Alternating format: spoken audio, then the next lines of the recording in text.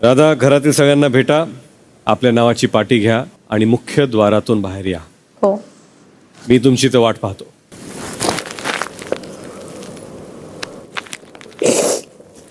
Strong आहे तू खूप. ठीक आहे, तुझ्यासारखी पोरगी खरंच नाही बघितली. Big boss Marathi season 6.